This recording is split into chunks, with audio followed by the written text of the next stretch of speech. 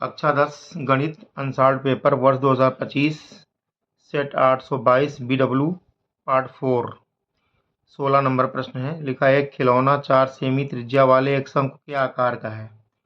एक खिलौना है जो शंकु एक है जिसकी त्रिज्या 4 सेमी है। शंकु बना लेंगे, इसकी त्रिज्या 4 सेमी है, यानी यहाँ तक ये जो है ये 4 सेमी, इतना 4 है, यहाँ तक 4 है। तो ये शंकु की यहाँ ऊंचाई हुई, ये 4 है। ये शंकु की तिर्यक ऊंचाई है।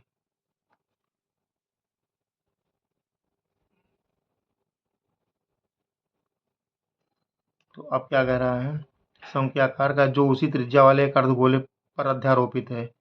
एक अर्धगोला बना है, उसी पर अध्यारोपित है। तो अर्धगोला यहाँ पर मान लीजिए हमने ये अर्धगोला हमने बना दिया, इसी अर्धगोले पर शंकु अध्यारोपित है। तो अर्धगोले की जो त्रिज्या होगी, अर्धगोले की त्रिज्या ये भी शंकु की त्रिज्या के बराबर ही होगी। तो अब कह रहा है यदि शंकु की तिर्यक ऊंचाई 12 सेमी, यानी ये वाली ऊंचाई 12 सेमी दी गई है, तिर्यक ऊंचाई यही एल है, 12 सेमी दी गई है। तो लिखा है खिलौने का संपूर्ण पृष्ठ होगा। तो पहले शंकु का संपूर्ण पृष्ठ निकालेंगे, चूंकि हल करेंगे यहाँ पर ये जो खिलौना बना, पहले शंकु का निकालेंगे वक्र पृष्ठ, फिर निकालेंगे हम अर्धगोले का वक्र पृष्ठ, दोनों को जोड़ देंगे, संपूर्ण पृष्ठ हो जाएगा। चूंकि शंकु का वक्र पृष्ठ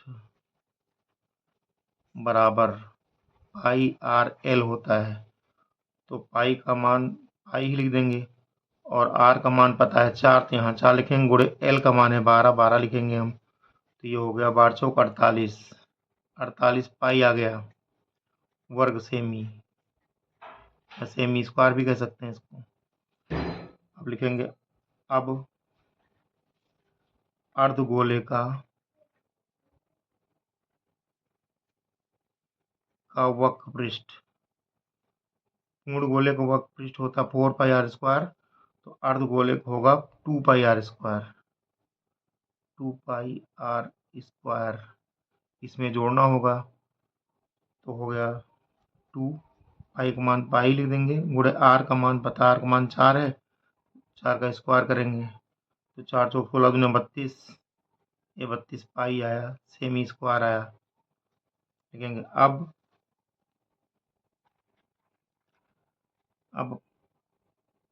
खिलौने का पूरे खिलौने का संपूर्ण पृष्ठ, पूरे खिलौने का संपूर्ण पृष्ठ बराबर आएगा शंकु का वक्र पृष्ठ प्लस अर्धगोले का वक्र पृष्ठ। शंकु का वक्र पृष्ठ प्लस अर्धगोले का वक्र पृष्ठ, अर्धगोले का वक्र पृष्ठ, इन दोनों को जोड़ देंगे तो उत्तर आ जाएगा। तो शंकु का वक्र पृष्ठ आया 48, ये आया 48 पाई, प्लस इसका आ रहा 32 पाई,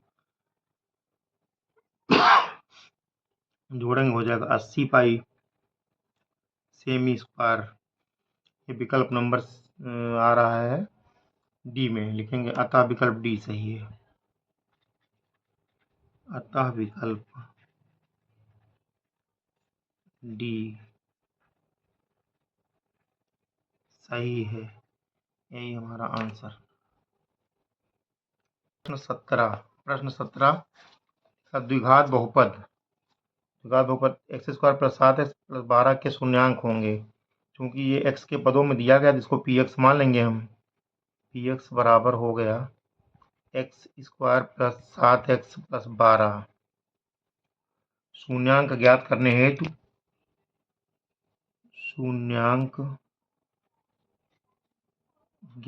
हेतु पी एक्स बराबर 0 लिया जाता है, हेतु पी एक्स बराबर 0 रखा जाता है।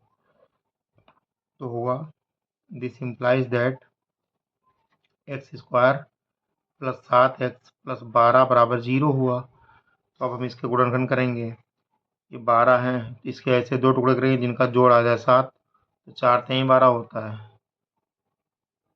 4 गुणे 3 बराबर 12 आया, और 4 में 3 हम जोड़ेंगे तो 7 हो जाएगा। ये हुआ, तो यहाँ लिखेंगे एक्स स्क्वायर हुआ प्लस ये हुआ 4 प्लस 3 एक्स हुआ प्लस 12 आया बराबर 0। ये हुआ x square plus 4 x plus 3 x plus 12 बराबर 0 हुआ। अब हम जोड़ा बनाएंगे, इस जोड़े में एक्स कॉमन हुआ, बचा एक्स प्लस 4, यहाँ 3 कॉमन हुआ, यहाँ पर भी एक्स प्लस 4 बचा बराबर 0 हुआ। तो अब एक्स प्लस 4 वाला ब्रैकेट हम कॉमन लेंगे, अंदर बचा एक्स प्लस 3 बराबर 0 हुआ।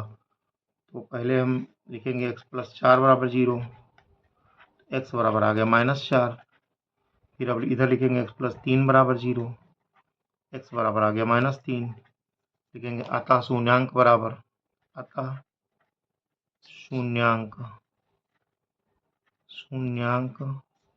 बराबर -4 आया, कामा -3 आया।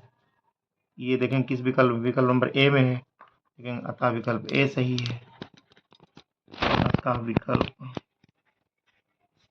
ए सही है, यही हमारा आंसर हो गया। प्रश्न 18 लिखा है रैखिक समीकरण युग्म x प्लस 4 बराबर 14 x माइनस वाई बराबर 2 का हल होगा। पहले लिखा है x plus 4 x plus y बराबर 14 लिखा, समीकरण 1 ये है। समीकरण 2 लिखा है x माइनस वाई बराबर 2 लिखा है। इन दोनों को जोड़ देंगे, जोड़ने पर लिखेंगे, जोड़ेंगे तो ये दोनों आपस में कैंसिल हो जाएंगे, ये प्लस में वाई माइनस में कट जाएगा ये। तो यहाँ पर आ गया 2x, ये आ गया 2x बराबर हुआ 14 2 16, 14 2 16 हुआ, सॉरी गलती से 18 लिखा गया है, ये 14 2 16 हुआ। यहाँ से x बराबर हुआ 16/2, यानी इसको काटेंगे तो 2 8 16 आ गया, x बराबर 8 आया, आ गया। This implies that x equal to 8। अब x का यह मान समीकरण 1 में रखने पर रखेंगे तो हो जाएगा, x का मान 8 है तो 8 प्लस y बराबर 14, तो दिस इम्प्लाइज दैट y बराबर हुआ 14 माइनस 8, यानी y बराबर आ गया 6, तो दिस इम्प्लाइज दैट y बराबर हो गया 6। तो यहाँ से अतः x बराबर 8 आया, कमा y बराबर 6 आया। ये विकल्प नंबर बी में है, लिखेंगे अतः विकल्प बी सही है, अतः विकल्प बी सही है, यही हमारा आंसर हो गया। क्वेश्चन नंबर 19 हल करेंगे।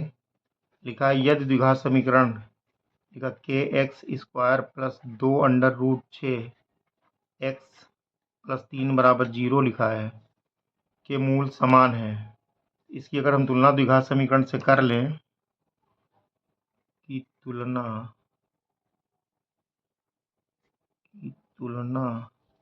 द्विघात समीकरण से करने पर करेंगे तो a बराबर k आएगा, b बराबर आएगा 2 अंडर रूट 6, c बराबर आएगा 3। तो चूंकि मूल समान है अतः विविध कर बराबर 0 होगा, विविध कर बराबर 0। तो this implies that b square minus 4ac, ए विविध कर तो बराबर 0 होगा। अब b का मान यहाँ पे दिया है 2 अंडर रूट 6 का स्क्वायर करेंगे -4a का मान k है और c का मान 3 है, बराबर 0 आ गया। एक बार दूनी 4 4 संग 24 आया, यहाँ से 6 का वर्गमूल लेंगे तो अंडर रूट 6 का वर्गमूल तो 6 आ जाएगा, दूनी 4 यहाँ 4 संग 24 हो गया, ये 24 हुआ, -4 3 12 k हुआ बराबर 0 हुआ। दिस इम्प्लाइज दैट ए हुआ 24 बराबर 12 k। तो यहाँ से k बराबर आ गया 2, k बराबर आ गया 12 दूनी 24 होता, k बराबर 2 आ गया। k किस विकल्प में है 2? सी में है। लिखेंगे अतः विकल्प सी सही है।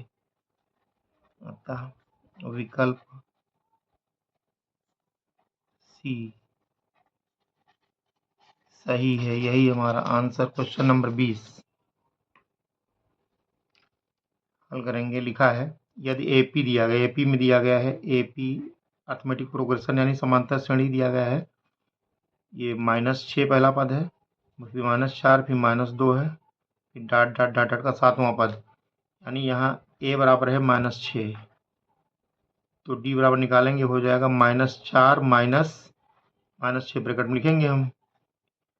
A2 -A1 होता है, तो डी बराबर आ गया यहाँ से -4 ये ना, और +6 हो गया, यानी 2 आया डी बराबर। डी बराबर 2 आया, यानी ए बराबर आया -6 तथा डी बराबर आ गया -2। डी बराबर 2 आया प्लस का, तो 7वां पर निकालना है, तो A7 निकालना है, तो A7 बराबर होगा A + 6D। ए का मान -6 है, +6 लिखेंगे, गुणे डी का मान 2 आ गया, -6 ये है, और प्लस में 6 दूनी 12 हुआ, घटाएंगे तो प्लस का 6 बचेगा, यानी A7 बराबर आ गया +6। अतः 7वां पद बराबर 6 आया, तो 6 हमारे विकल्प नंबर डी में है। अतः विकल्प डी सही है। अतः विकल्प